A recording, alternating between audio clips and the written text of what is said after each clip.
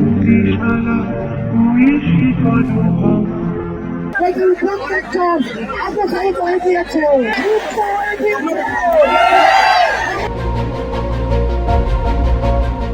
পানি লাগবে পানি।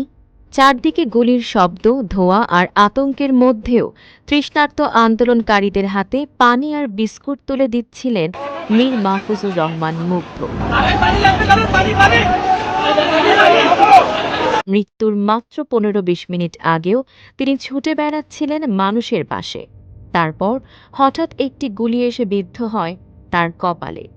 উত্তরার আজমপুরের রাজপথেই থেমে যায় এক তরুণের তাজা জীবন, কিন্তু তার শেষ উচ্চারণটি হয়ে ওঠে জুলাই আন্দোলনের সবচেয়ে মানবিক ও অবিস্মরণীয় প্রতীক।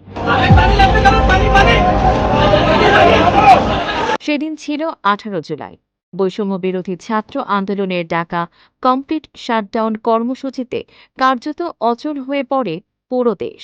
ঢাকা ছাড়াও ৪৭টি জেলায় সংঘর্ষ, গুলি, অগ্নিসংযোগ ও ধাওয়া পাল্টা ধাওয়ায় অন্তত ২৭ জন নিহত এবং প্রায় ১৫০০ মানুষ আহত হন।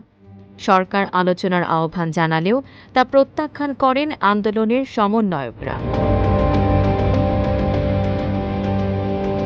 রাত ৯টা থেকে বন্ধ করে দেওয়া হয় ইন্টারনেট। অনির্দিষ্টকালের জন্য স্থগিত করা হয় মেট্রো রেল চলাচল।